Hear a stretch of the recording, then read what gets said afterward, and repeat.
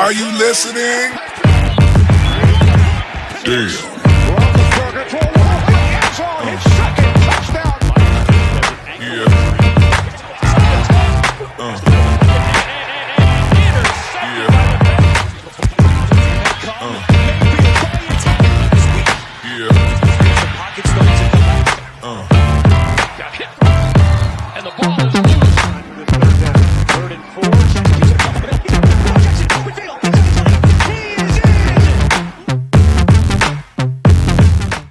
Welcome to the AFC North Talk. Hope you guys enjoyed that intro. I'm your host, Ace Boogie, joined by my AFC North Roundtable, my man Sonny, SZG Sports. Sonny, how you doing?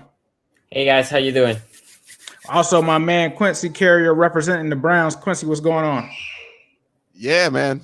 It's a week. And of course, my guy Tony. Tony, how you feeling, man? Oh, Ace, I feel fantastic today. Can't wait to talk. We got an hour today. We do an hour. We're doing 2, 3. I don't know. Let me know how long we're going. Hey, we're going to do an hour. Go ahead. I will suggest for you to have the mute button very ready for Tony because I think he might extend. Yeah, you don't have to mute him a couple times. You can't mute 5-0. I mean, that's reality. Oh my goodness, that's true. So let's kick this thing off. Let's talk about the train wreck that is the Cincinnati Bengals. We went against the Indianapolis Colts.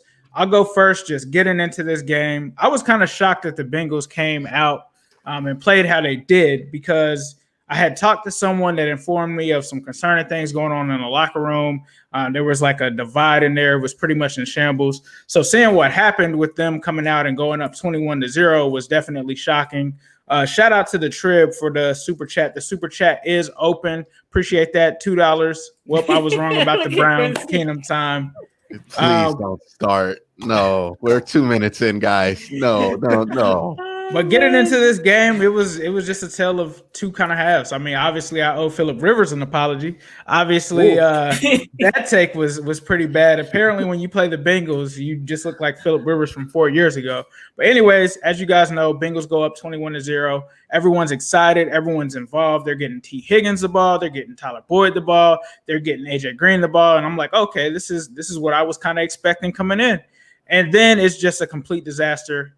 We allow them to have so many plays that happen. And there was just so many weird things in this game because, number one, John Ross was active and got one snap. And on that snap, it was a running play. And I was not surprised because I talked to some people that said if John Ross is going to be active this season, it's going to be because of an injury. So clearly there's some stuff going on there. There's some other stuff with Carlos Dunlap.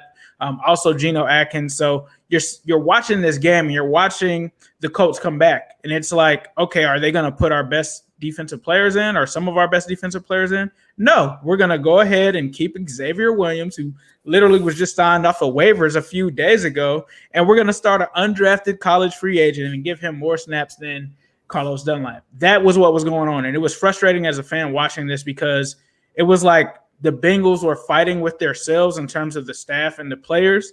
And the Colts are just like, we're here to play football. Like, we're trying to win. And while the Bengals and their coaching staff was doing that, the Colts came back. Phillip Rivers played a hell of a game. Marcus Johnson, I think he just scored another touchdown because he was like open the entire game. T.Y. Hilton didn't really do anything. I thought that they were going to attack us with the run, but getting up 3 scores early, I thought that was a recipe to beat the Colts. And, I was even making fun of the Colts defense on my live stream, taking pieces of toilet paper and ripping it up. And then Phillip Rivers and the boys came back. It was just a disaster. And, it is what it is. Joe Burrow makes the big mistake at the end. Bengals lose 1-4-1 on the season, and then you start to see stuff that comes out like Carlos Dunlap going live yesterday to kind of talk about his frustration. Geno Atkins is frustrated. These were things that I heard before the game. So it's not good in Cincinnati right now. There's definitely a war between the coaching staff and the team, and it just seems like the season and winning and the priority has just been lost by this entire team. So with the Browns coming up, I really do not have much faith. But that was the Bengals game. So obviously I said that I thought that this was going to be a loss hearing what I heard, but we'll switch it over to Tony. What were your thoughts on this Bengals-Colts game?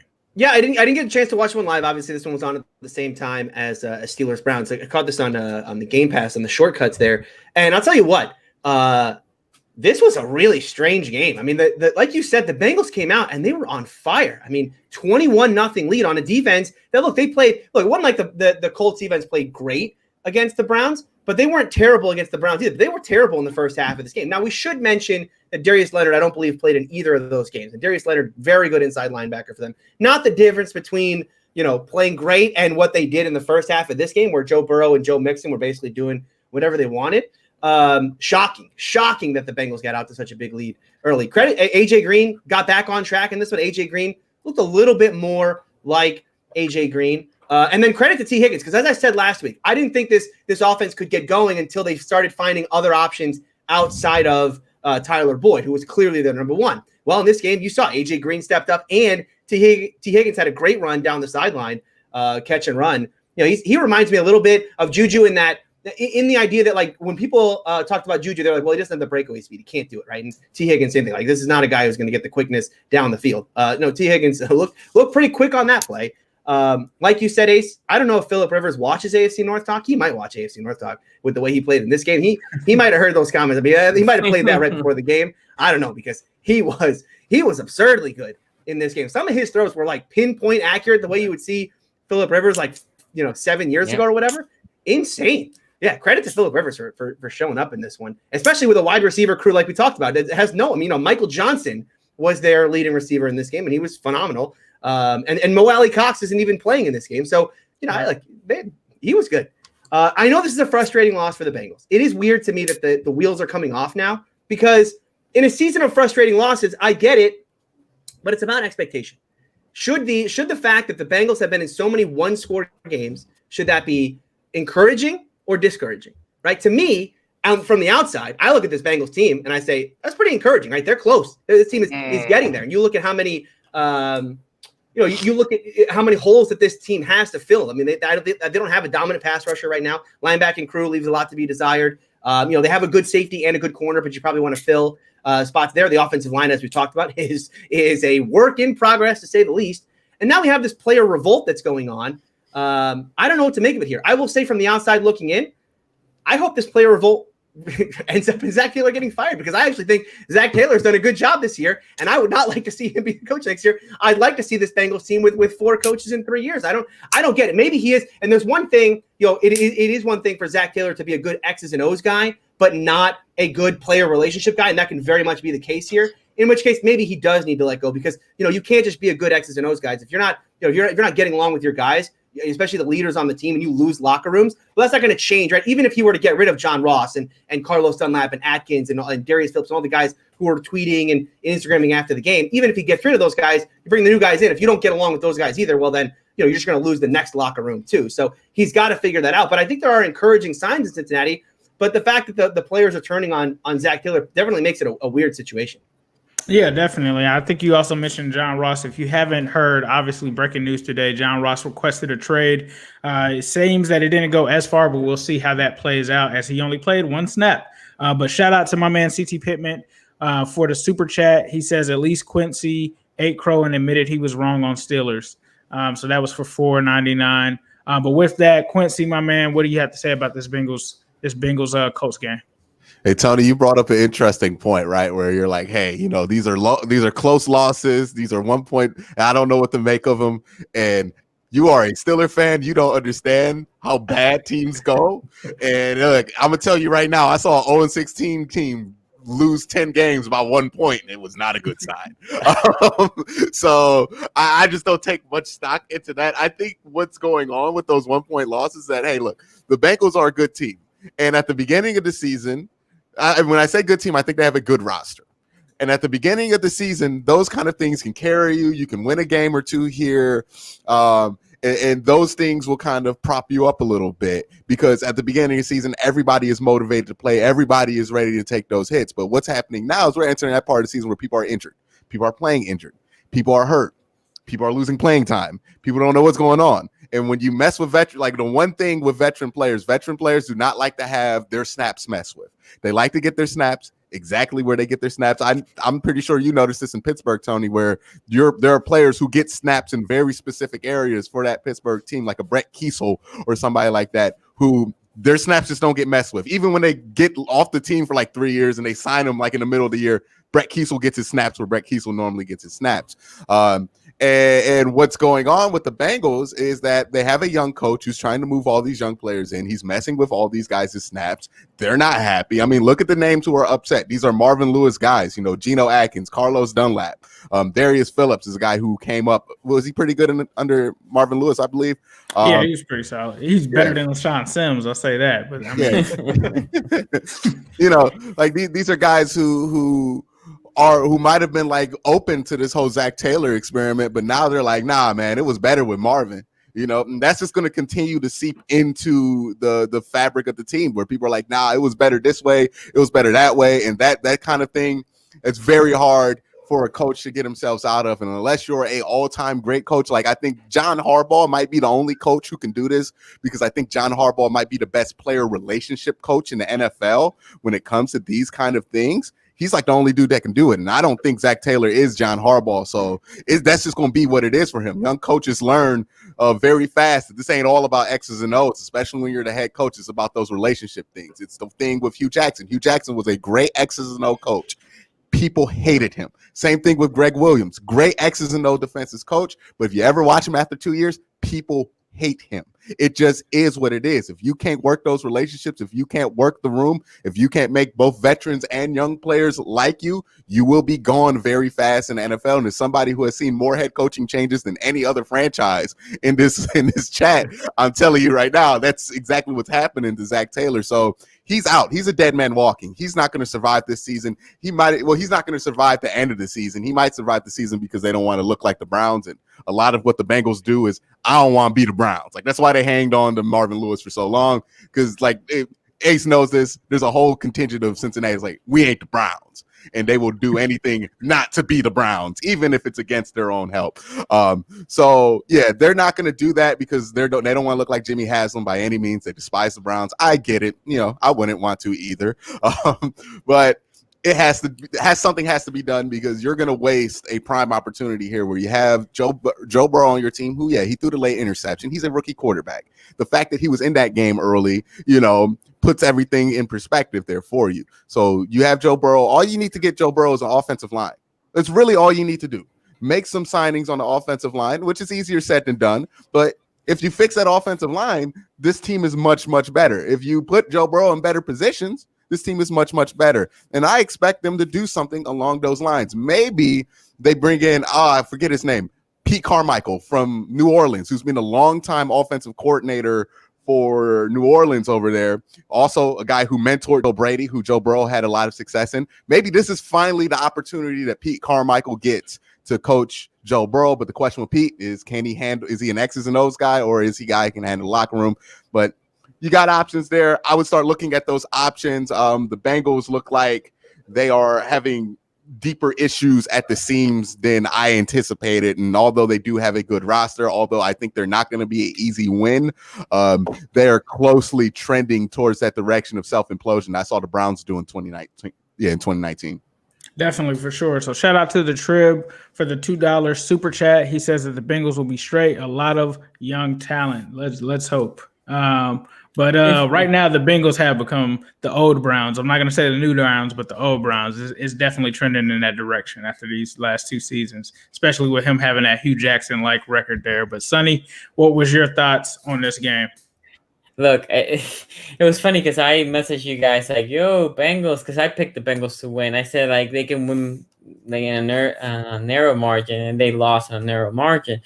This team came hot. Touchdown, field goal, right? Can't ask for any better start than that. Like, literally any team will take that start. And then it was like, so I went back and watched this game. So I was watching like, damn, this looks good. The first drive, oh my God. Oh, and it's like a beautiful scene, right? If you're a Bengals fan, those first drive, you're like, can't go any better than this. And it felt like in halftime, somebody said like, yo, we're winning. We're not supposed to win. What are we doing? Why are we winning? And then the Colts were probably pissed off. I think it was 24-7, I think, by half. The Colts, obviously, they have aspirations. This is why they signed Phil Rivers for $25 million in 1 year. And the Colts slowly made it back again. Look, one thing I don't like about the Bengals, I said this last week. Rookie quarterback on a bad O-line. You will want to limit the pass attempts. 39 pass attempts almost seems like they weren't up that big early, right? After they were up that big, you would think they would establish the run a little bit more. They will put play action, especially Burrow getting hit so much, more quick passes, right? And I saw some of that, but I would have wanted to see more, especially again with that O line not protecting Burrow as much as they could. I think overall, like I said, the potential is there in for the Bengals. The potential is there. And I like a lot of the stuff that I see from Burrow. I cannot say, oh, Burrow had an awful game. As I went back and saw the game, even when blitzing versus with Baltimore, although Baltimore was getting faster to Burrow and the blitz, I saw him in the blitz staying tall and just waiting for it, right? Like waiting and basically saying, if I'm gonna get hit, I'm gonna get hit, but I'm not just gonna throw the lollipop that he threw in Baltimore, right? That I know he threw the pick late, but it wasn't like again in Baltimore he just threw an arch, like anybody could got that ball. So I saw actually him learning from the experience in Baltimore.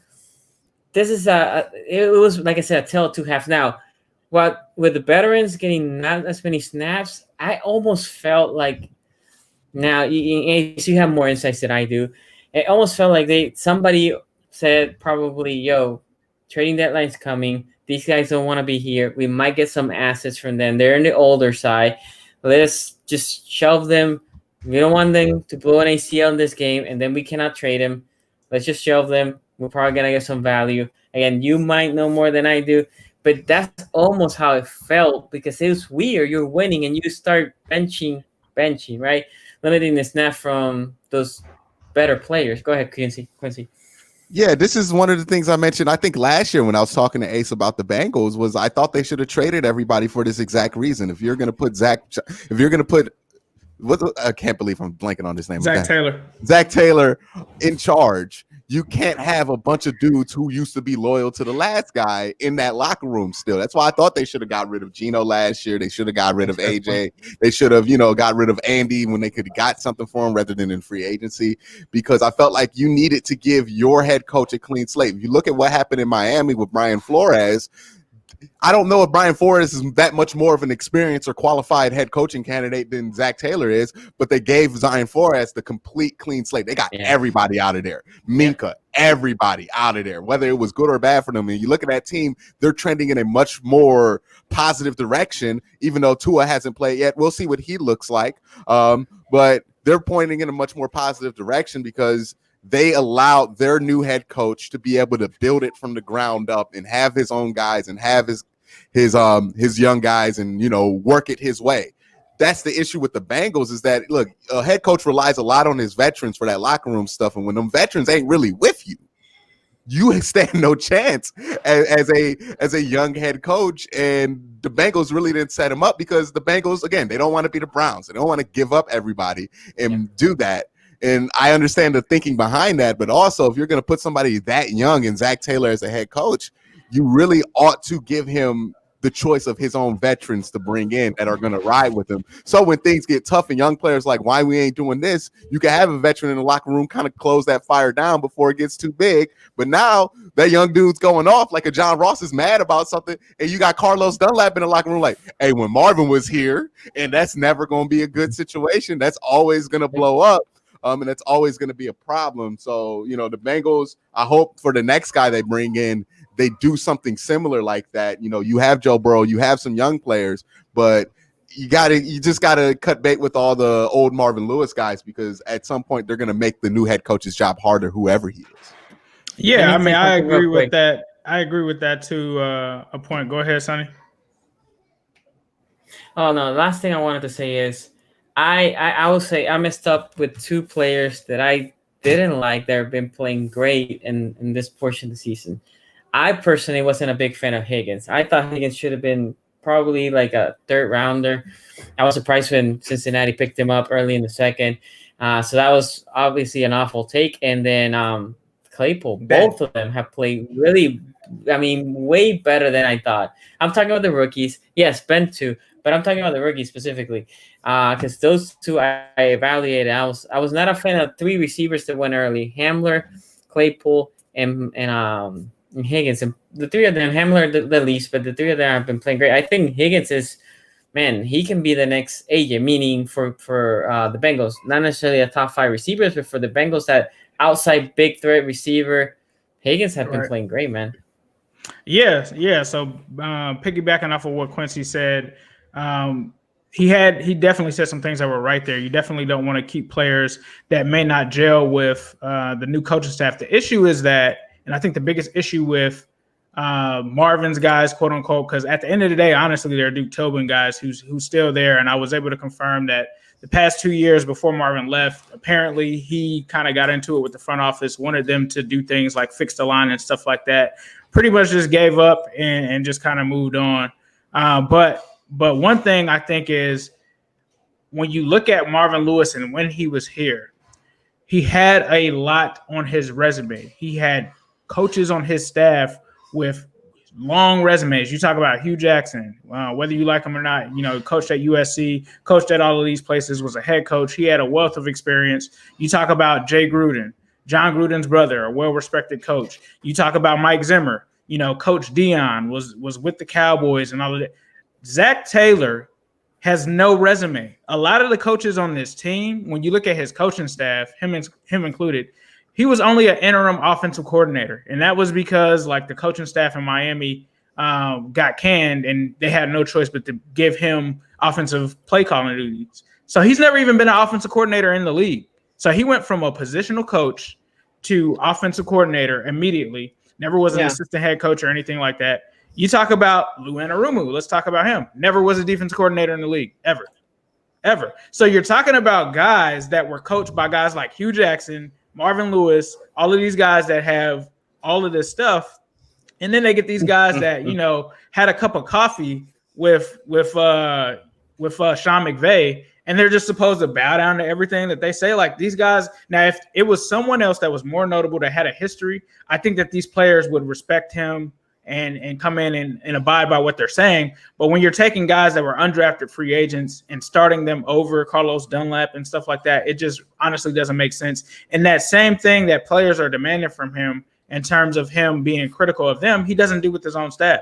Jim Turner is responsible for this disaster. And I mean, it's bad as a fan to literally watch announcers say, why are they in zone? What are they doing? What is this coordinator doing? It's not just Bengals players. It's not just guys in the locker room. It's literally everyone looking around saying, these guys don't know what they're doing, and they're over their head. It came out today that they're trying to figure out who's calling, who was responsible for the disasters on the third down because Phillip Rivers was just eating it all up. It comes out today that not only does the defensive coordinator not call the plays on third down, they allow the linebacker coach to call the third down plays.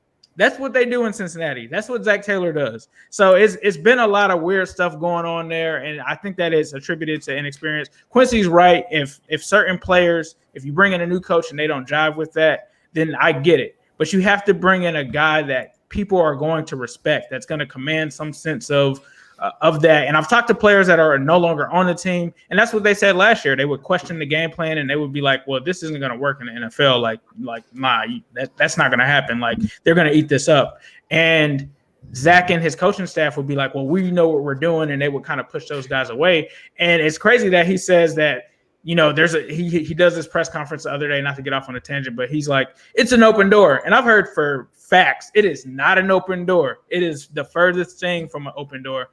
So we'll see what happens, and I'll tell you guys some stuff off the air that I've heard about Zach Taylor. But Quincy is right to a fact. Like if Geno Atkins and Carlos Dunlap are playing and they're just complete garbage or something like that, you have to move on.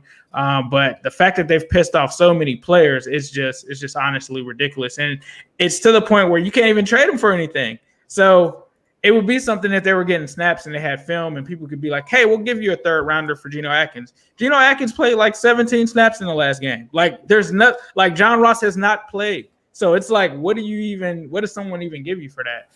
So I definitely understand that. But moving on to the next game, and before I do that, we have a huge super chat here from Billy Williams. $20. Appreciate it, Billy. Love the content. Quincy, keep the Steelers hate alive. They aren't the king until they beat the king. Go Ravens. So with that said, let's get into the Ravens game. Ravens-Eagles. This was a crazy game. I'm going to have to let Sonny explain this to me because at first when I was watching, I'm like, oh, this is a blowout. This is over. And then I'm looking, I'm like, 30-28. What is going on? So, Sonny, talk to us about these Ravens, man. This is literally the Bengals game without the Bengals outcome. 2 halves. Ravens first half, domination. Carson Wentz could do nothing. I thought the guys was going to get killed. We were hitting him left, right. Calais Campbell, man, he was just in the backfield all game long. We were pass rushing without blitzing, and then we added the blitz, and we were still hitting him. So that was the first half. The defense dominated. The offense played okay. The second half, look, it was basically 3 big plays that the Eagles pulled. They came with the long run, right? I forgot, 60 yards, something like that, which it was a fumble to the end zone that an Eagle player caught for a touchdown. That was the first score. And then there was a big play. I would say in the second half, the guy that kept getting beat was Marcus Peters. He got beat twice, big, and got called for a defensive pass interference. And I will say, because I see this from a lot of my Ravens guys, oh, the refs screw us up. No, the refs had one horrible call and maybe a couple of ticky-tacky calls that don't make a difference in the game. There was one bad call for a 50-yard, I think, penalty. So it's huge, and that set up for them to have the second touchdown over Marcus Peters. So that was bad. And then on the 2-minute drill, look, the Ravens in the second half, they look uninterested. The offense specifically look uninterested. The defense, again, they gave up a couple big plays, but they kept playing hard. The offense looked uninterested. I said this on Twitter last year. We were winning, in my opinion, because of Lamar Jackson. Lamar Jackson was everything. The defense played good, but Jackson was the motor behind it. But this year we're winning despite Lamar Jackson. Lamar Jackson has had good games, not great games. I understand that the middle of the O-line has not played good. The middle of the O-line is not playing good, so he's getting pressure from the middle of the O-line. And what I would expect all Lamar Jackson to do is as soon as he sees that middle of the O-line collapsing, he goes out and boom, hits him for a big game. And he did that during the game. He ran more. He had more explosive plays to the run. But there's something, for some reason, he always liked to throw them the sidearm, which I'm fine when the defenders put their hands up. But now he's getting to the point that there's literally a hole, right? So he can either run or he can throw. He decides to throw, and he sidearm it. And for no reason, right? And the ball's not getting to the receiver. He is something that he needs to do. Now we get into the bye week, which is perfect time because the offense, again, I think the defense is playing really good, but the offense is letting this team down. The other thing I will say is in the second half, the offense was pulling 3 and outs, 5 plays. It's similar to what happened to the Browns, right? So they were getting the ball back quick. So I think some of those big plays was the defense got tired. The defense got tired, and the offense wasn't holding the ball long enough for them just to get a rest. So, and shout out to the Trib here. Who should we trade for the pass rush? Look, I don't know. I'm not sure who's out there, right? I know a couple Ravens fans are excited that there's chaos in the Bengals locker room, and they're like, oh, can we get Dunlap? Can we get Atkins? Can we get some of their players?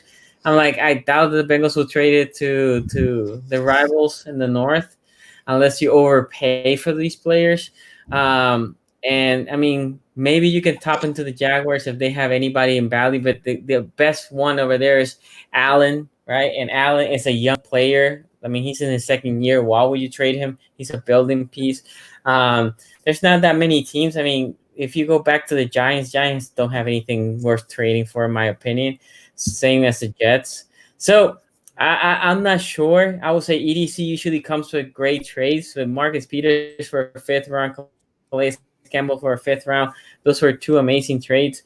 So we'll see. But yeah, this was a tale of 2 halves. The offense needs to step up. The offense needs to play better. The defense, I think, will be okay. I think the defense played great. The offense needs to play better, hold the ball a little bit more. Oh, yeah. So I will say, too, one of the things that's very non like a Raven, right? Ravens usually play very, very clean. We don't get that many penalties. And if we get penalties, it could be the defense, right? Because the defense usually gets penalized more. The offense, I think, got 9 or 10 penalties, including a couple times illegal formation. I think like 4 times illegal formation. One was Stanley was lined up badly. The other time, Orlando Brown got lined up badly. I mean, the offense was completely out of sync. So bye week came in the right time because back-to-back weeks, I see the offense out of sync. After that loss against Kansas City, I feel like the offense has been completely out of sync. This is the time, bye week. Let's just recalibrate, ready to get this and smash the Steelers the following week after the bye. Ace, you're muted. You're muted. Sorry, looks like there's another Trib super chat here, and he says he loves the aggressiveness, but it hurts us a lot against bad teams. Also, we should get a number 1 at wideout. Odell ? Yeah, because So the Browns I are would going say to trade Odell Beckham to the freaking to the Ravens. Ravens. Okay, No, yeah. but I would say the aggressiveness, the only team that has hurt us was against Kansas City, right? So far, it could be right in the future, but so far against Kansas City.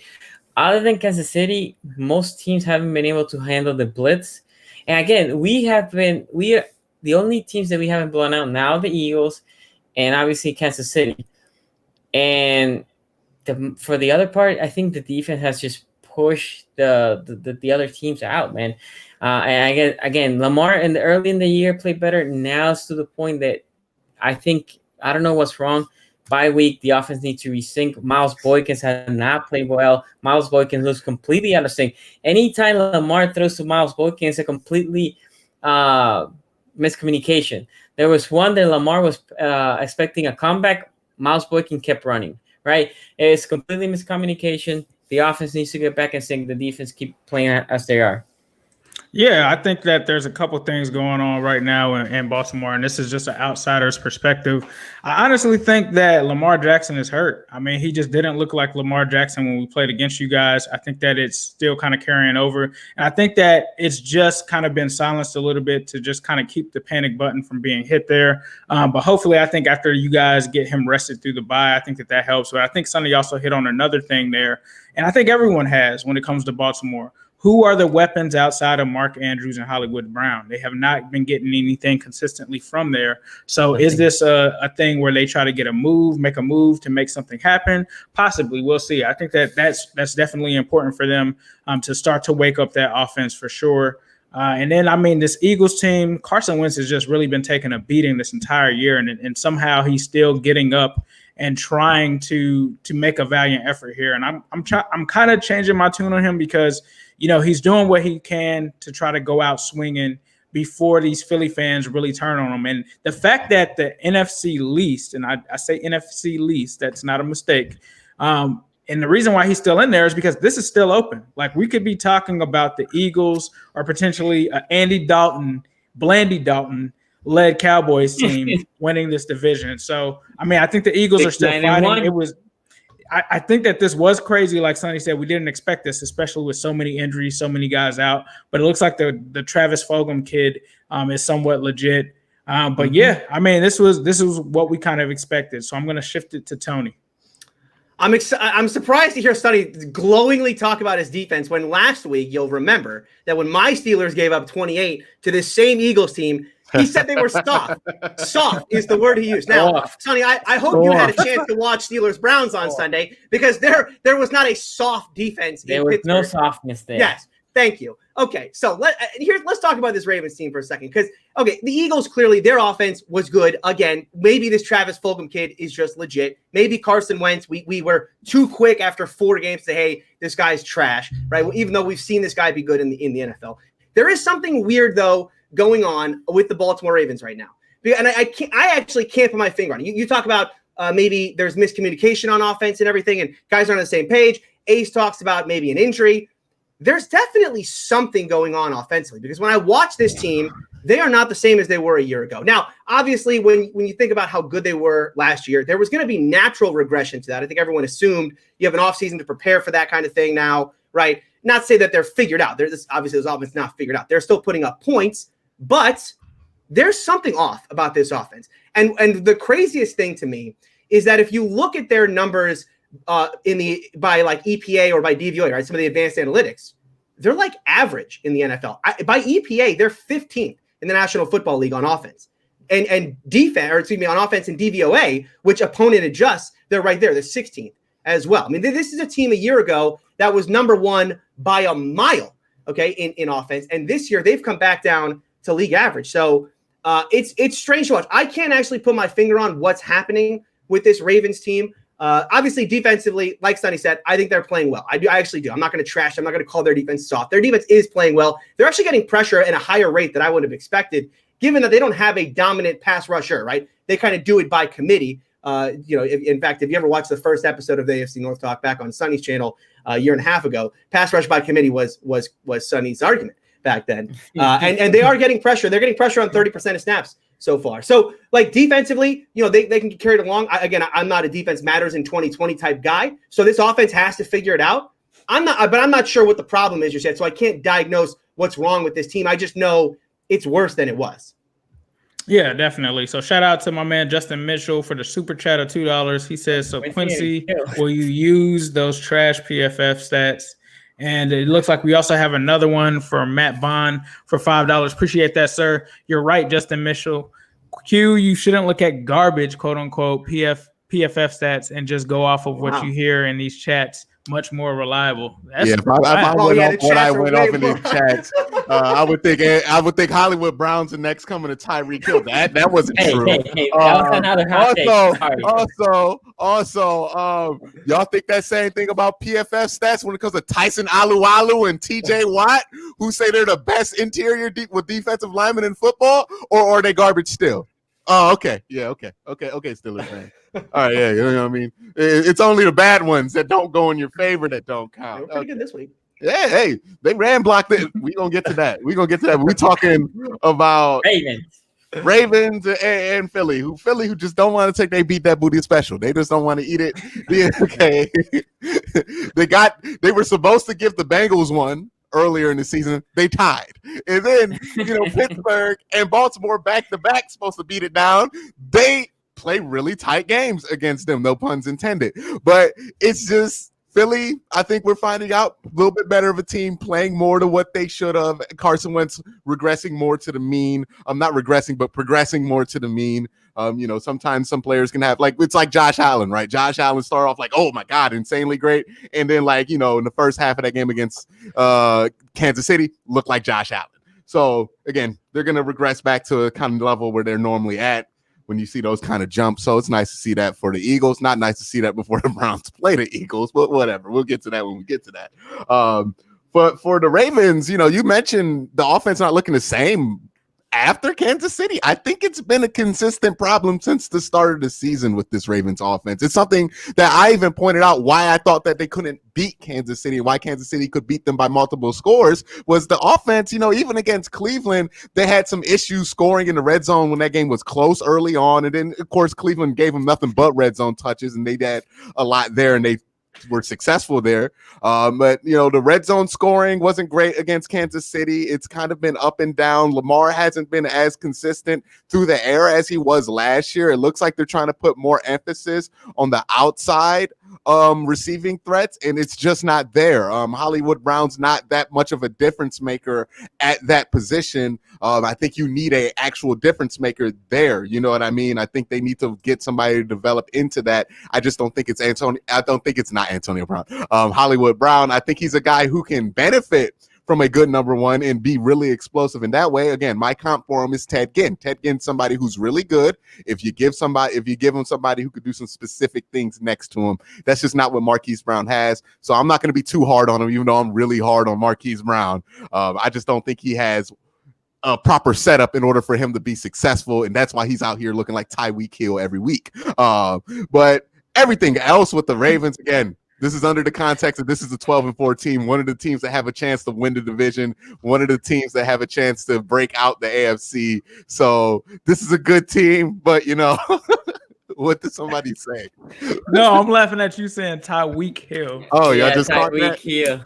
Yeah, that's his name, Tyreek Hill, baby. Y'all shouldn't have did all that in the offseason. But, it is what it is with them and with that. And I'm wondering how long will it take them for Lamar and this offense is just we're just going to do what we did last year. Because what they did last year worked against Kansas City to a point.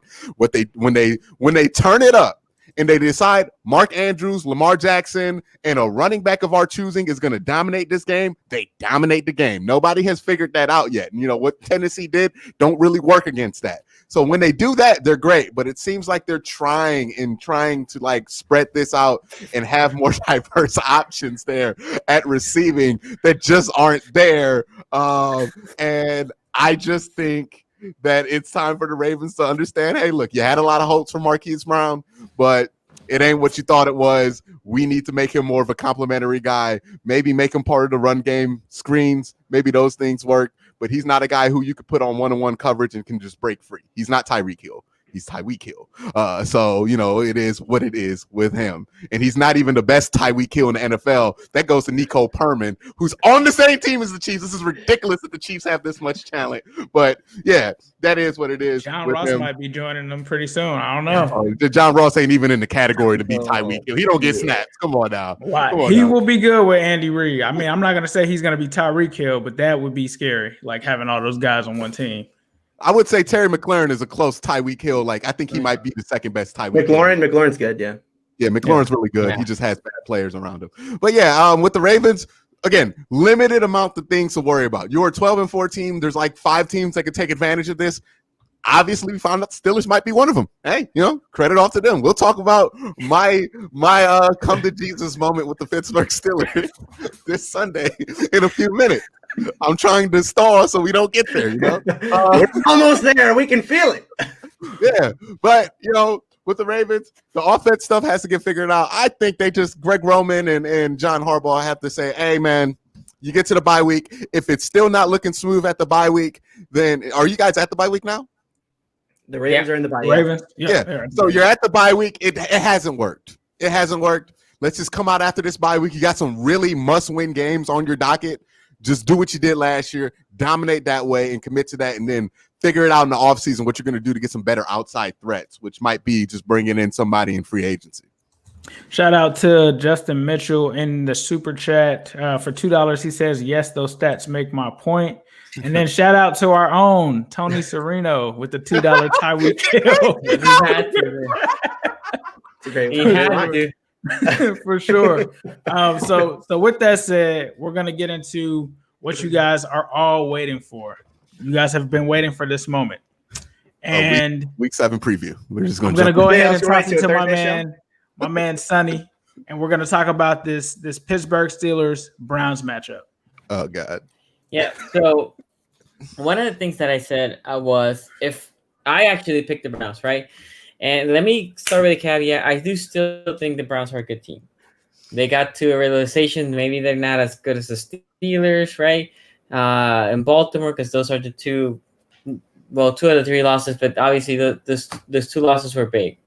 But saying that, look, I said the Browns winning formula, I think most of us said it was running the ball. Run the ball, establish the play action. Well, it's hard to run the ball when you start the game basically 10-0, right? If you go, I watched this game, but if you go start the game, Steelers tired with a field goal, and then 3 plays, pick 6, right? So 10-0. Then punt is basically, and then the second quarter, the Steelers blew out. And if you think about it, the Browns go interception, right? And then 3 plays, 5 plays. Then the Steelers go touchdown, 4 plays interception, right? So the Steelers or the Browns are basically not holding the ball like I was saying about the Ravens, not giving the Steelers or their defense a chance to just recoup. So eventually the Steelers just take advantage and just kill them, right? That second quarter for the Steelers, touchdown. So now they're up 24-0. And again, the Browns, in my opinion, are excellent. Well, top of the league as a running team. So yes, they don't have shove, but now with no play action because the Steelers are like, well, they need to throw.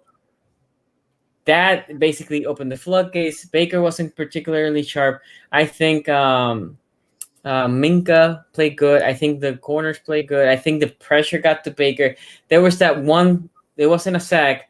That the guy was holding Baker by their foot, and I don't know. Tony can remember who it was from the Steelers. They came and just clogger Baker from the back.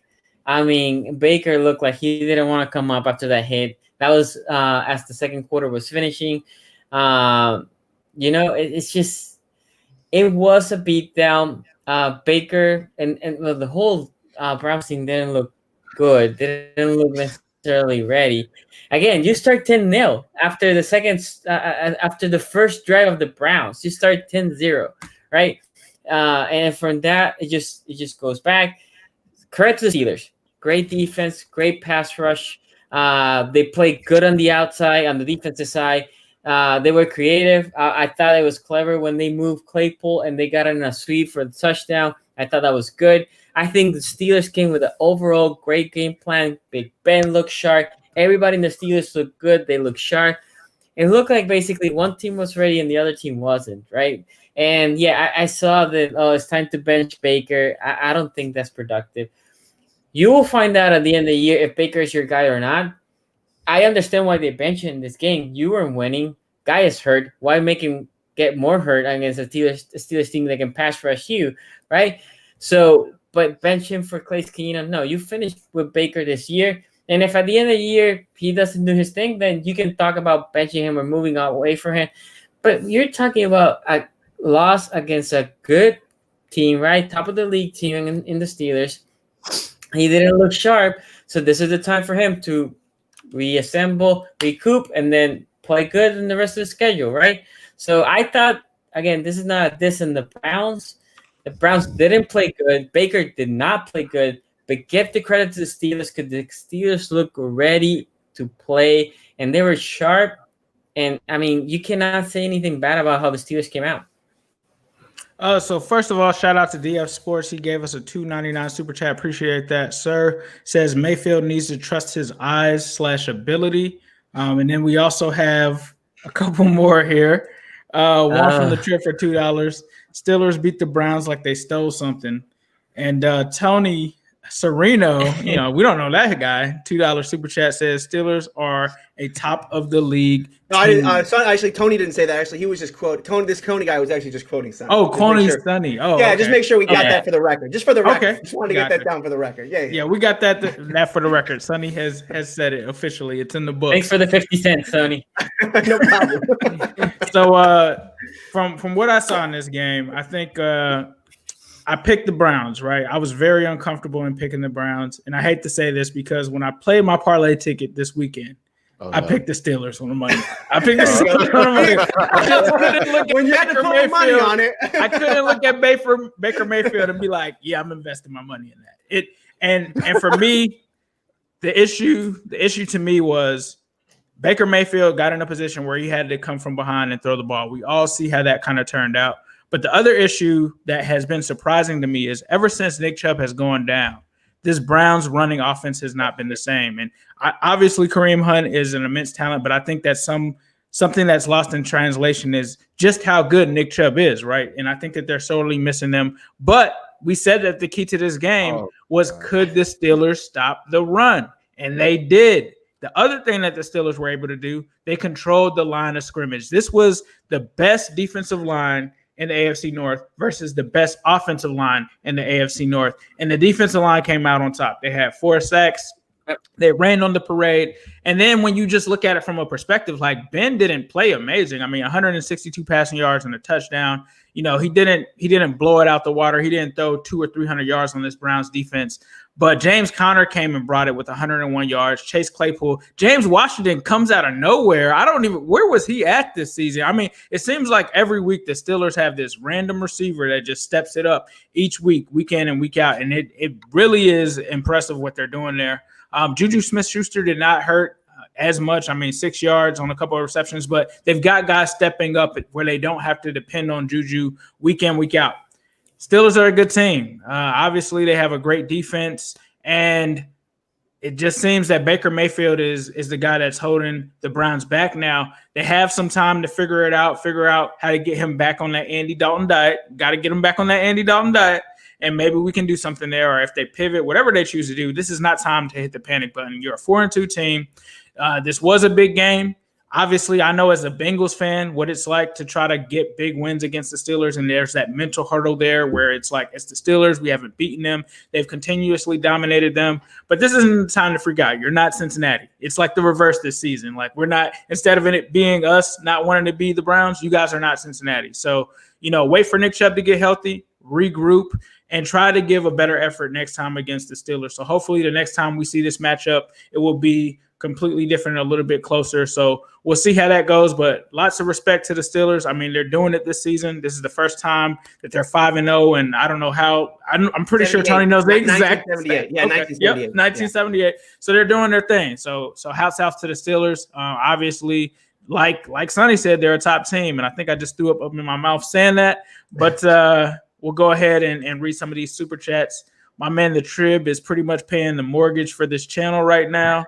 I appreciate that, sir. But he says, hear me out, Q. It may seem like I'm trolling, but I'm not. Case is a better QB right now. For 2021, I'll take Baker. But for right now, Baker's been in a year-plus rut individually. And then there's also another one here from my man, DF Sports. It looks they're like arguing with each other. They're actually this is actually an argument between Trib and DF Sports. Have patience with Mayfield. He's relearning. So with that said, let's turn it over to my man, Quincy. What's going on, bro?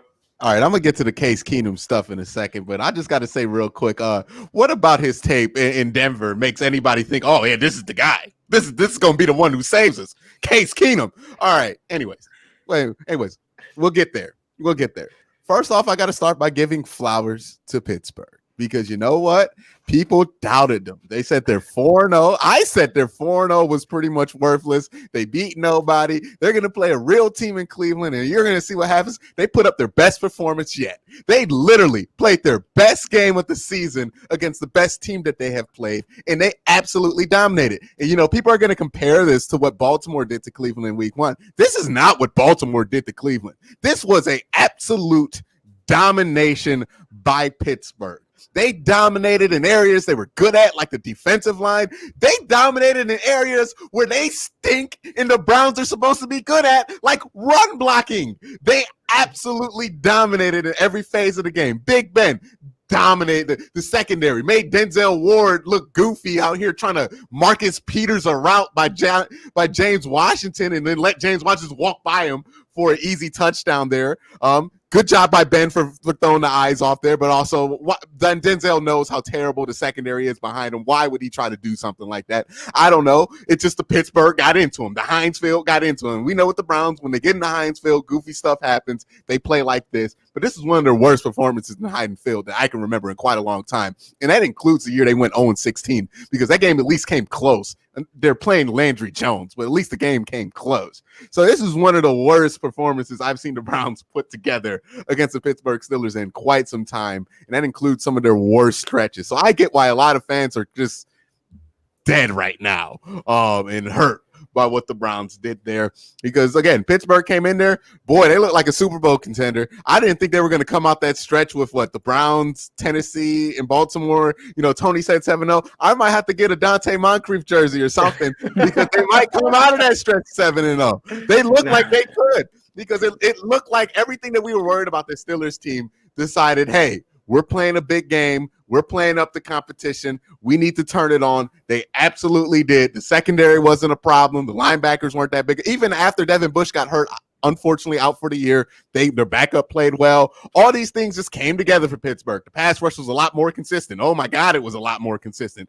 Baker Mayfield's ribs, how more consistent that was there. And then if you flip the sides of the ball, Ben, he's been as good as advertised, even better in this game. You know, I know he didn't explode the stat sheet out there, but Ben was absolutely being the exact same Big Ben that has given everybody in Cleveland, Ohio nightmares for the last 10 years or 20. I don't even know how long he's been here, like 15 years. Has it been 15, Tony? It's been over 15. 2004, he was drafted. It's been over 15 years he's been doing this. He did it again. He doesn't age. He doesn't age. I don't know. I'm tired of it. But yeah, Steelers are really good. Let me get that out the way. No, they're not going 6-10. They're not going to go 7-9. They're going to be a little bit better than 8-8. They might go 12-4. They might come out the AFC. It might be their year. Good God. They're back to steel curtain levels over there in Pittsburgh. Get hyped. Tony, get your juice and everything. Now I'm going to talk to Browns fans specifically because, man, we need to relax. All right. This was as bad as a game can get. You got blown out by Pittsburgh at Pittsburgh. I understand it, but this team is still 4-2. You beat a good Indianapolis Colts team. The Bengals are no pushover. Like, you're not 4-2 by accident. And this whole nonsense talking about Case Keenum is going to be better than Baker. When has Case Keenum ever been better than the alternative ever? When has he ever been better than the alternative ever? Ever. Like, tell me the one time. Even when he went to the NFC NFC Championship game, he was not better than the alternative. Everybody else just got hurt in Minnesota. He's not better than the alternative. You're not going to save your team by putting Case Keenum in here because you know what Baker Mayfield's issue is? He can't slide. He can't find holes in the pocket to be able to find some of these passing lanes to find open wide receivers. He can't get enough time in the pocket against Pittsburgh, at least, to step downfield and throw balls downfield and make those long completions. He can't do it because, one, the line wasn't good this week, but even when it wasn't, he doesn't have the footwork there. Do you know what Case Keenum's problems are? Those exact same things, except for he has a terrible arm, and that arm ain't going to hold up when you ain't playing in domes like the NFC North and you're playing outside at Cincinnati, at Pittsburgh, in Cleveland at the end of the season. That just ain't going to work there. So if you think Case Keenum is going to save you, you have been deluded. That is a delusion. Case Keenum is not going to save you. He's not your superhero. I understand Baker Mayfield is not playing great right now, but you need the Browns. And we knew this before the season started. All the Browns needed was above average quarterback play, C+ quarterback play to B-. That's what Baker Mayfield had been through 4 games throughout this season in like 2 quarters against Indianapolis. He's been a C+, B- guy. He got injured. He has the hurt ribs. Now he's playing D- football, but putting in a D- quarterback to replace him, I don't really think that beats Pittsburgh. So call it for Case Keenum. I understand people want to see a change because Baker Mayfield has not looked like an A+ guy at any point in the last 2 seasons, but he is your best hope to do anything this season, because if you put in Case Keenum, you'll do exactly what the Panthers did last year, which is start 4-2 and end 5-11, because Case Keenum ain't gonna do it. That ain't it. You want to trade for somebody? I'm all ears on who you want to trade for, but the option on the rosters right now, yeah, Baker Mayfield's the best option. You got to deal with it, and unless you got somebody you could trade for, unless you out here trying to trade for Jameis, which ain't nobody trying to do, you ain't got no better option. So, save me with the Case Keenum stuff. That's just asking for this team to be what they've been for the last 20 years, which is just absolutely dysfunctional. And I'm not trying to watch that again. So Baker Mayfield, once he gets healthy, if he can get healthy during this week, let's see how he plays against the Bengals. Let's see how he plays this year, because we know Case Keenum's not the solution there. The Browns have some issues they need to work out, but we knew this was a flawed team coming into the season. I said that this would be a flawed team that would be about 9-7 to 11-5. After this Pittsburgh game, what did we say? This is a flawed team that will probably be about 9-7 to 11-5. So just because we aren't Super Bowl contenders because we thought we would be Super Bowl contenders for like 1 week does not mean this season is lost. What we were playing for was to change the narrative, was to have a better season than normal, was to get a playoff start, to start this window off and see what we have in Baker Mayfield. You still have the opportunity to do that. So don't panic. The season's not over. You lost to Pittsburgh. I get it. Everybody wants to be sad about it, but then let's go out there. Same situation after week 1. Beat Cincinnati and build off of that, because, oh my goodness, I am tired of all the woe is me, poor Browns fan stuff out there. You're 4-2. Nobody cares how sad you are. You're 4-2. Win your next game. This ain't same old Browns unless you want it to be same old Browns. But that's what I got to say. Pittsburgh, I got absolutely nothing negative to say about Pittsburgh. They played a plus game on all sides of the ball. They did everything they had to do. They came in there playing with a playoff intensity, and they blew the Browns out the window. And the Browns learned they ain't there yet. They ain't ready to play at that level with that kind of team. The Browns need to figure it out and see what they could come into week 15 and 17 like, because they have to answer on that. They cannot look that bad in week 15 and 17 that they looked in week 1 and 6. So that's going to be up to them. But hats off to Pittsburgh. They're going to be a force to be reckoned with in the AFC. And as far as I'm concerned, there's 3 teams that can come out the AFC. It's the Steelers, it's the Chiefs, and it's the Baltimore Ravens. And that's it. Browns ain't on that tier. Tennessee might be in there. Tennessee got a lot to prove to me before I could put them in that tier there. Did they lose this week? No, they won. They came back. They came back last minute. Yeah, last minute there. But, everything else, those are the 3 teams I have no doubt can do it, after watching them play. So those are the 3 teams in that tier. Everybody else is clawing to get in there. And the Browns just learned, hey, we ain't in that tier yet. So that's fine. Right. You got to get better. And part of the season was, hey, let Baker Mayfield develop and see what he is at the end of the season. And all I know is that this is week 7, not week 16. We're not at the end of the season. So I don't know why everybody's just like, oh, the analysis is done on Baker Mayfield. Let's waste the first overall pick and just go with Case Keenum, because that's what's going to save the freaking team. All right, Tony. Before we get to you, Tony, we're going to give you some overtime time there. We got Matty Bond super chat for $2. He says, the Trib, your super chats have been revoked. Looks like the Trib clapped back. And hold on. Before we get to that one, looks like Tony Sereno got that one marked down. Says Quincy, it might be the Steelers' year. He's got that documented there. The Trib fires back with a $5 one and says, Matty Bond, okay, buddy, I give Baker 4 weeks. I think he needs a fire under him. I believe Baker could be a top 10, but he's not a top 20 right now. And I believe, hold on, it's one more here. There's one more here from DF Sports that says, thank you, Quincy, for $2. Wait. Appreciate you guys. So does the Trib think that Case Keenum is a top 20 quarterback? I have no idea. That's the implication there, I guess he's implying that Case Keenum will be top 20. So Randy Dalton. Let's just do it, right? Tony. That broke my brain. That broke my brain. I'm sorry. Tony, this is the moment that you've been waiting for, my friend. The floor is yours. I appreciate that. Vindication. This is vindication week for Steeler fans in chat. Look, this was supposed to be a heavyweight fight, right? This was supposed to be the heavyweight title fight. The Browns coming in, best Browns team we've seen in many years, going in. And instead, this ended up being, Mike Tyson versus a tomato can, right? I mean, this was every Steelers-Browns game we've seen for the last 20 years. And the problem is, here's the thing, right? It was a knockout. Let's start with where the game ended, because the game ended 3 plays into the Browns' first offensive possession, right? I mean, Fitzpatrick pick 6. And I would love to get on here and look how great Minka is. Okay, but it's a bad throw. No, it's not just a bad throw. Okay, yeah, Baker Mayfield can't read a defense, and this is what I've been saying for so many years. And this is why he threw 21 interceptions last year, and it's why he's probably going to throw close to 20 this year. Look, I talked last week about how Ben Roethlisberger did a great job of reading and diagnosing against Philly. The difference between cover 2 and cover 6, and manipulating a safety and whatnot. Okay, this interception that Baker Mayfield threw, he sees too high before the play. Okay, he thinks it's too high safety look. And so he knows he sees Cam Sutton has outside leverage on his tight end. Cool. It's 3rd and 4. I'll go easy over the middle to a slant route here. Easy completion, right? Except as soon as the ball's hiked, it's not cover 2. It's actually cover 1, and Minka's in a robber roll. But Baker never looks to verify that the coverage is not disguised. He never sees Minka come down. He throws it right to him. I mean, I would love to give Keith Butler credit for the disguise and Minka credit for the disguise and the pick, but that's all on Baker Mayfield. I mean, look, this game was in a lot of ways an indictment on Baker. Now, should you be ready to give up on Baker Mayfield at this point? No. But let's understand the NFL that we're playing in. In 2020, it's never been easier to play quarterback in the National Football League. That's why we can watch guys come in and completely revolutionize the game in their first year as starters. We saw Patrick Mahomes and Lamar Jackson both do that in back-to-back years. Okay, so this is a league where you kind of have it or you don't. Yes, there are Ryan Tannehills. Okay, there are Ryan Tannehills that have to change systems and have to go through things before they emerge as a talent. But I think at this point, if you're talking about Baker Mayfield, unfortunately to say, I think his ceiling right now is like Jimmy Garoppolo or Jared Goff. He's a guy who you have to put in the best situation possible, and you are not going to win because of him. you are going to basically win in spite of him. You are going to drag him kicking and screaming to all your wins that you're going to get. Because when you put him in these big situations, okay, he comes up as small as you can do. And we saw Jared Goff do that in the past. We've seen Jimmy Garoppolo do that in the past. That's who I think Baker is now. And now, can he get better? Sure, but I'm not confident with where he is. And then I'll talk about the first interception. Yeah, go ahead.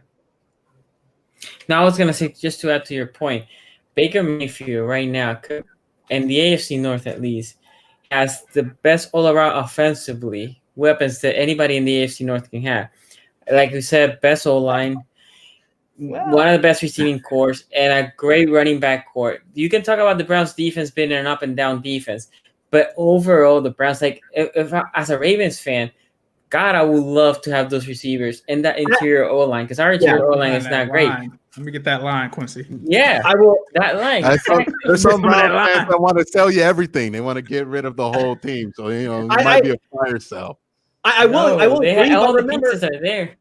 Remember that this is the one caveat I will say for Baker and why maybe they should play this out is because this is Stefanski's first year, right? I mean, Sean McVay took a time to get Jared Goff really playing at a high level, okay? So, if they're going to win, if they're going to say, hey, Baker's good enough, he's not great, but he's good enough, let Stefanski play. I mean, I'm definitely do not bench Baker Mayfield. I'm not a bench Baker guy, no doubt about it. I'm with you. Now, I do want to talk about Baker's second interception, though, because he can't, that was another really bad throw. And as much as I love Cam Sutton and would love to say Cam Sutton, who I think could start on a lot of teams in the NFL, made a great play. It wasn't, Baker rolling away from coverage. What are you doing throwing into that? Turnovers were going to be the difference in this game. They absolutely were. But it wasn't just the 2 INTs. The Steelers had 5 turnovers in this game because they had 3 fourth down stops, which were just as good as turnovers. They gave the Steelers great field position. They scored 2 touchdowns off of those. And the Steelers got 3 fourth down stops because they dominated the trenches of this football game. Credit to Mike Tomlin, who, and this is a very Mike Tomlin or Bill Cowher type of game. The Steelers came out to out physical the Browns all week. It was this is a great offensive line, great power rushing attack. How are the Steelers going to stop them? And that wasn't the question on Sunday. This question on Sunday was, how are the Browns going to run on such a dominant front seven? And credit to Mike Tomlin for getting his team to believe in that, because they also got this offense believing in that as well. And the power rushing attack was on Pittsburgh's side, not on Cleveland's. What's interesting, and look, I'm not trying to bag on Quincy here. Like, look, and it's all week I've been hearing like, oh, you should go after Quincy, go after Quincy. Look, why should anyone go after Browns fans for believing that this team could beat the Steelers? Of course, they should. They are fans of a football team who's playing as good as they've seen this team play in 20 years, and they're going to go into Pittsburgh and play well. Every Browns podcast I went on asked me the same question. It wasn't just Quincy. They said, how are the Steelers going to stop the running game? Okay, how are they going to stop the Browns rushing attack? And I said one thing. I said, look, I think the Steelers have to stay in base. There's no secret to this. If the Steelers stay in base, they are a better run defense than the Browns are a rushing attack. Okay. But I thought that if the Browns went to nickel, or excuse me, that the Browns made the Steelers go to nickel, well, then they could have some success. But if the Steelers are allowed to stay in base, this thing's over, right? The problem is that the coaching staff for Cleveland believed that they could stay in 12 personnel. They could stay with 2 tight ends and actually have success running the football. They allowed the Steelers to stay in base. 21 of the 33 plays in the first half of the Browns were out of 2 wide receiver sets, meaning that they had either 2 running backs or 2 tight ends on the field. You can't do that against this Steeler team. This is the best front seven in the National Football League, without a doubt. They were better than they were a year ago. They lost Hargrave. They upgraded because they got back a healthy Stephon Tuitt. The Browns came into this game averaging 188 yards on the ground per game. 188. They got 75 in this game. And by the way, 30 of that came by Dontrell Hilliard, who came in garbage time late. I mean, they had like 40, 50 yards of real rushing yards when the game was still in play. This was a dominant performance. And as far as the pass rush goes, the Steelers are getting pressure better than anyone in the National Football League right now. 40% of snaps, the Steelers get pressure. 40% of all passing plays, the Steelers get pressure. The next best is Baltimore, and Baltimore is getting pressure at 30. The Steelers are in a different league when it comes to pass rush. Sacks, 12% of plays, the Steelers are getting sacks. The next best, Tampa Bay, 9%. Again, another league of pass rush. And nothing was more evident than on Sunday when Kevin Stefanski waved the white flag at the end of the third quarter and said, look, there's no amount of scheming I'm going to do. There's no amount of moving the pocket. There's no amount of changing protection. There's no amount of leaving in a running back that's going to stop Baker Mayfield from getting hit on every play. I got to get him out of there. I got to protect my quarterback. So credit to the Steeler defense, credit to the front seven for dominating this football game. And I'll go over real quick to the offense. I know we're running long here, but on the offensive side, I will give the Browns credit for this because I said on this podcast that I thought that the Steelers would have some success on that short middle of the field, quick throws like they've done all year. That was a weakness for the Browns. Well, the Browns actually did a very good job in this game early on of jumping routes. They were playing press a lot, and they were jumping routes in this game. They got some hands on some football early on. Could have been a different game if one of those ends up in the hands of a Browns defender. It did not. So, the problem for the Browns, though, is that while it was a good game plan, it ended up costing them because they were jumping routes so often that, and I would love to give credit to Ben for this, but it's actually not Ben who called for the double move to James Washington. Of all people, it was Josh Dobbs who went to Randy Fichtner and Ben Roethlisberger on the sideline and said, hey, they're jumping all the quick routes, run a double move. They did, easy touchdown to James Washington. And then James Conner and the offensive line, Quincy touched on this, right? The Steelers have not been a great rushing team this year, but Tomlin got this team believing that, hey, this team wants to come in and dominate you. You go in there, right? You show that this is we're a better running team than they are. And that's what happened. I mean, James Conner's lost a step. He doesn't have the burst that he used to have. But what he does still have is that short area quickness. And you saw that his ability to make people miss in a phone booth. Okay. He made people miss in the hole at times that stopped what could have been a 0-yard gain or even a loss and turned those into 5- and 6-yard runs by making people miss. He had a fantastic game. And then, of course, Chase Claypool. I don't know how good Chase Claypool is. I'm not ready to make any proclamations just yet. I will say this. He's second in yards per game in the AFC North. So, our whole, who's going to be the best receiver in the AFC North this year, it may end up being Chase Claypool. I don't know just yet. And then Ben Roethlisberger, got to talk about Ben because Ben's only thrown one pick. I cannot believe this. I cannot believe that we are 5 games into a season and Ben Roethlisberger has 1 interception through 5 games. He's been tremendous. Is one of the big reasons why this team is 5-0. They're not turning the ball over. They're not beating themselves. And even in the game where they did try to beat themselves, they got away with it in Denver. So high-level football from the Steelers. Love to see it. And we'll see how this goes. They got 2 tough tests coming up, Tennessee and Baltimore in back-to-back weeks. All right, guys, we just had to get rid of Tony because I was expecting the new one. Love it. All right, that's what happens when you trust a Bengals fan to run the show after a Steelers victory. But thanks you guys for tuning in. This has been the AFC North Talk. I'm going to start with my man Tony. Please let them know where they can find your stuff. Well, of course, you can find me here. And if you're not subscribed to this channel, what are you doing? Okay. Please subscribe to this channel, hit the notification. We are live 5:45 p.m. Eastern time on Tuesdays and Thursdays. Tuesday is our review show. Thursday is our preview show. Please, you got to be subscribed to this channel. And then you can also find me over on Locked On Steelers. It is a daily podcast hosted by Christopher Carter. I am actually on Wednesday this week. I'm actually on tomorrow's episode. You can usually find me, though, on Tuesdays. I am on there on Tuesdays. You can also follow me on Twitter at Steeler Country. Got a lot of Browns people following me over the last week or so. And dodged that one. I was ready for just so many tweets. Yeah, I was ready. I actually had one guy. I actually did have one guy who tweeted me, and he said, "Hey, great game. If we were healthier, it would have been a different story." Which agree to disagree. It wasn't health that killed us. My man Quincy, where can I find you at, bro? You can find me somewhere in Berea, Ohio, looking for the Browns want to because it wasn't there in Pittsburgh. It looked like Pittsburgh wanted that one much more than the Cleveland Browns did. But you can also find me on youtube.com/Quincy Carrier. Also, check me out on Twitch, twitch.com/Quincy Carrier. I'm just trying to spread y'all out on as many platforms as possible because I don't trust anything going on with one platform going on. Yeah, you're right. Yeah, so, Twitch. All those links, check them out there. I got Twitter. I'll send you all those links there if you ask for them. So, check me out there. But yeah, it's a blast doing this, even when the Browns make it difficult for me. It's always fun coming down here and having this chat with you guys. And my man Sonny, let them know where they can find your stuff. It's obviously there, right? AFC North Talk. I got the logo today. Anyway, and SZG Sport everywhere, guys. I'm still dealing with moving, as you can see from the mess. You don't even want to see that area over there. Whoa, I had to stop, man. Look at that super chat. Look at that super chat. Super chat just came in for my man Joshua Hunter. Appreciate it, bro. $50. I called the Steelers pretenders last week. I look like a clown. Browns, keep your chin up. 3rd best in the AFC North is top 2 in most other divisions. So shout out to you, Josh. Appreciate that. That was a wholesome note to end on. You know what I mean? Yeah. Wholesome, Everywhere. Look, he didn't Except say when nothing you're about for the it. Bengals, you know. Exactly. Let the Bengals. I'm gonna start a petition. Let the Bengals into the NFC East this year. Let's do it. I You'd think be that's how first, Zach right? Taylor does it. I think that's how he does it. But Sonny, let him know, man. SZG Sport everywhere, guys. And like I said, I have been spotty posting because I have moved, and I'm still dealing with a lot of the move. But thank you for everybody that has been following, asking me questions and all that. Twitter, SZG Sport everywhere.